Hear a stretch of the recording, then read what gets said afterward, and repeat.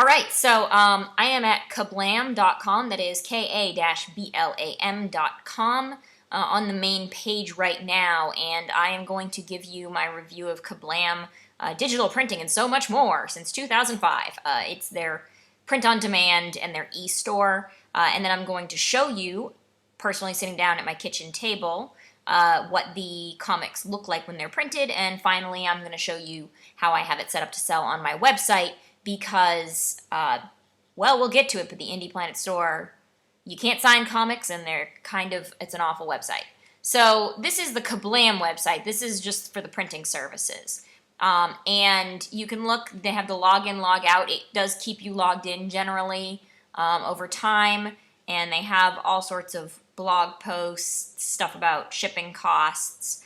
But I would go to comics and pricing, and you can do comics, paperbacks, t-shirts, art prints, art boards, hardcovers, flyers, and samples, but I've only ever done the comics. I haven't done the t-shirts, the paperbacks. I can't tell you about those. So let's say I wanted to get the current issue of the Olympia Heights, Give Up the Ghost, issue 2, I think actually I have, right, Olympia Heights. I've got a title here. I can choose between the standard size comic, the manga size comic, and the magazine size comic. The manga size are like the little books. You'll usually get those in black and white. Manga size and the magazine size are big comics. But we're going to do a standard size comic, and the standard covers, the sketch covers, which you can draw on, those would be a really great option to order if you want to take them to a convention with your artist and have the artist draw on them live. And then self covers. Normally self covers, as I understand them, they are the same paper that's used on the outside as used for the cover. I can't really feel a difference between the standard cover paper and the interior paper. I'm guessing there is one, but I don't really understand the difference here. And then we have full color or black and white interiors. If you're doing the manga, you want to do a black and white interior. I use full color because the world of Olympia Heights is super vivid and colorful. And then the max you can go to with the regular the staple binding is 44 pages. You can do perfect binding, which is like a paperback. It's all glued together at 48 plus. This is really bulky at 44, but it still fits into a bag and board, just it's snug. And we'll look at what that 44 looks like. Most standard industry comics are in this range, probably closer to 28 once you add the advertisements in. So my comic is about twice as long. And you can choose to put a Ka-blam ad on the back cover, inside back cover, an interior page, or no Ka-blam ad at all. I recommend that unless you are doing a children's comic, don't do the Ka-blam ad, and still, it's kind of like having an ad for your printer on your business card. It just doesn't look professional. Having a Coca-Cola ad or an ad for one of your novels, which is what I do, is much better. So you're going to have to put something on that back cover. Maybe you have a back cover design. Maybe you want to put together an ad for other comics or books that you publish. I did no Ka-blam ad. Here's the thing I'm going to show you in a minute. You need to choose at this stage whether you're going to put the Ka-blam ad or not, because most of this stuff you can change after you've received a proof and you want to make changes. You can't change that, and I'll show you. So this comes out to about $4.32 per issue, and I'm just going to show you there's no bulk discount. I order 100, it's $432. So I would proceed to checkout, and that would be where I would upload my files. I'm not going to do this at all to show you because one of the big problems with Ka-blam printing is that you can't take off books that you have on their website. Like, there's no way to delete a project. You're kind of just stuck with it, so I don't want to have a Give Up the Ghost file that I'm not ready for until November. So here is, you can set it up through Indie Planet, and that listing is down here. I haven't sold any through Indie Planet. I'm actually selling them on my website, and I'm not really advertising Indie Planet at all. And we'll get to Indie Planet and how the discoverability of Indie Planet is pretty awful. So we're going to look at reorder. When I want to reorder, here's the problem. This is the copy I created for the proof with the Ka-blam ad. We looked at it, we talked about it as a company, we decided it was unprofessional, once again, like having Vistaprint on your business cards. But when I went to reorder, I could change all sorts of things, but I could not change, see, it's stuck there, I could not change the ad. So I need to be careful every time I'm about to order to make sure I pick this one. This is my updated. See, you can't change it, but I would say, yes, I have page replacements if I want to fix it, or no, there are no replacements, and then I could Okay, I want, 12 of them in order. When you go in to upload the files, you cannot upload a 44-page, full-color, 300 DPI PDF all in one. You can't do it because their upload file maximum is way too small. If you're doing a black and white comic, you might be able to get away with it. If you're doing a shorter comic, you might be able to. But for me, I had to upload every single image file individually. They took about 1 to 2 minutes each, depending on the speed of the server at the moment. I know it was not my side of the connection that was the problem, because I have a 30 megabytes per second connection, and I can send my brother, who lives in Massachusetts, a whole bundle of these files in only a few minutes. So I had to select, browse, click, upload, label what page it was, watch it upload, one at a time, 44 pages. It took me about 2 hours sitting watching The West Wing one night. So you're going to be in for a while when you go to upload your comic. And then I had to do it again because I decided to add borders to my pages. So that is a criticism of Ka-blam. They apparently used to have an FTP, and some people who didn't know how to use FTPs didn't like it, hated it, and so they switched to this one file at a time thing. I would much prefer if it was something like HP MagCloud or Vistaprint, where you just kind of put together your files and you send it off and then they send it to the computer. I'm pretty sure this is actually like a dude sits down and stitches it together. The plus side is they catch when something's bad, like, oh, hey, we noticed you accidentally sent us the low-res version of this file. But yeah, and also on their website, they do have visual guides that you can download for whatever size that you need, so that's an option too. Yes, so that is Ka-blam's website portal. There's not too much else to it. Let's take a look at the comic.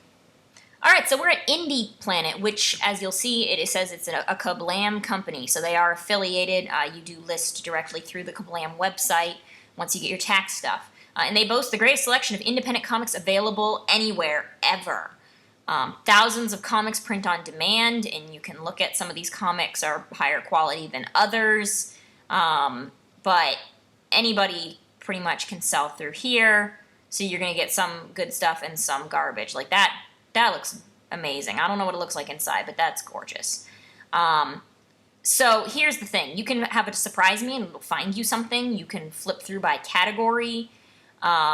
You can get digital comics on here as well as print comics, so it's a really nice option for people who are really into indie comics to have your comic listed up here to find them. The downside is that the discoverability is awful, so I'm going to show you what I mean. So first, it's really slow. I've clicked on that, and I'm waiting, and I'm just going to time lapse for you so you don't have to watch it load, but it's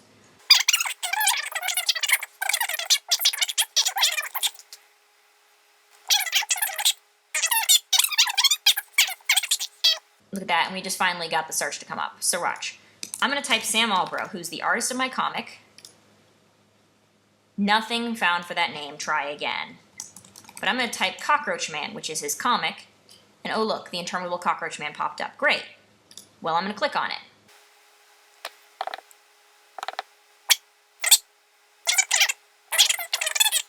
This is recently viewed comics. There's Lightning Rod. But if I had not viewed that, we wouldn't be seeing it.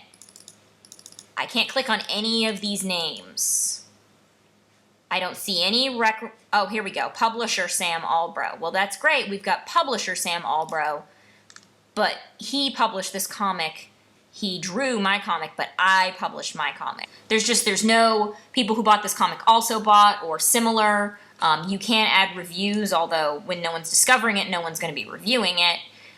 You can select to let people get a 25% bulk discount when they order 5 or more copies, and that might be great if you're hoping it'll be used in a classroom. So yeah, you can go see Sam Albro, but you can't click on Sam Albro and see what else he's drawn. You can only see comics he's published. So that's the problem with Indy Planet.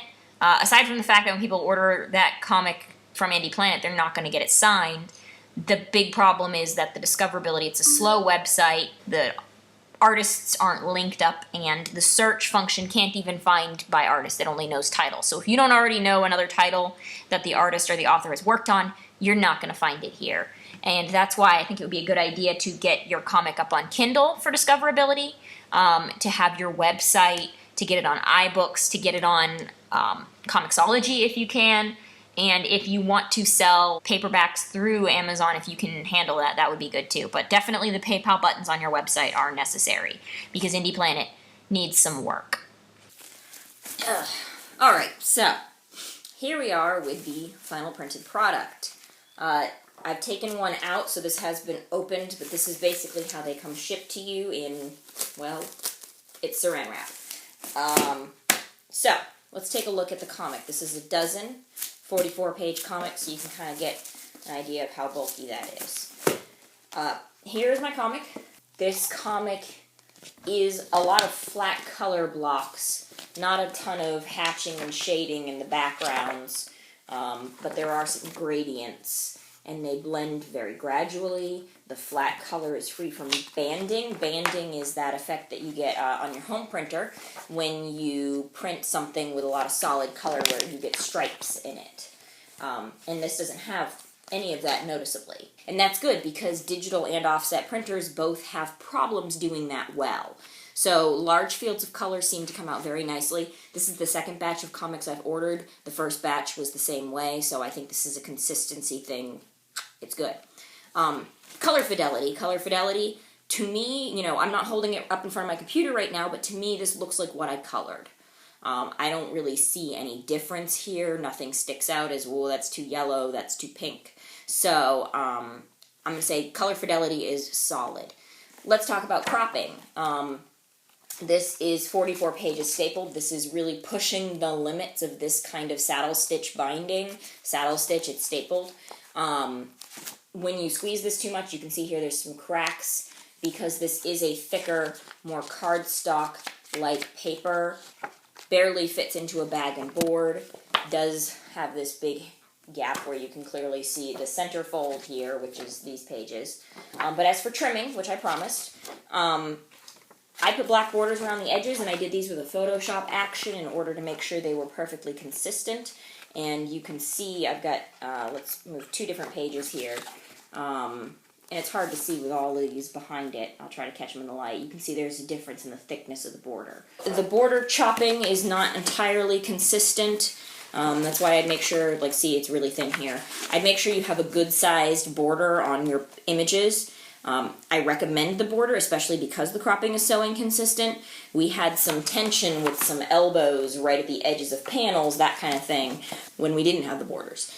We did not put these black bars on our webcomic, but that's because we needed the text to be as large as possible on the webcomic because of the lower resolution. This is 300 dpi, so we laid out the text again so that it's perfectly legible but not giant balloons. It's kind of interesting. You want to make sure that you color everything and then lay the text on top. Don't rely on text bubbles covering things up, because when we laid it out a second time for print, more of certain illustrations were visible. So that was kind of interesting to see how that changed from webcomic to print comic. But yes, overall impression of Ka-blam. Their website is kind of stuck back 5-10 years ago. It needs some updates. It needs to be more user-friendly and less frustrating. But their print quality is fantastic. So if you have, I would give yourself a month before you need to have them for an event to order these, and I would sell them with a PayPal button on your own website and perhaps list them on Amazon. But I would say overall, and here's some photographs on the back that you can see, they came out quite nice too. Overall, I would say that Ka-blam is a great way to go, unless you can print 500 at a time and get a bulk discount somewhere. But if you are an indie publisher and you can only afford to carry around, 25 comics at a time, this is the way to go. Some more traditional 500 run will offer you different options of paperweight and that kind of thing, and crazy stuff like foil, which you don't need, but it's cool. Special editions. But yeah, these guys do sketch covers too. Remember that. So you could bring your artist to a convention and have them for an extra $10 do a live drawing or something. Yeah. All right, so we are at olympia-heights.com/comic. This is where we run the web comic portion of the Olympia Heights comic. As you'll see here, the black borders are not present because we need to make sure that we use the resolution wisely, and there's a border on the page.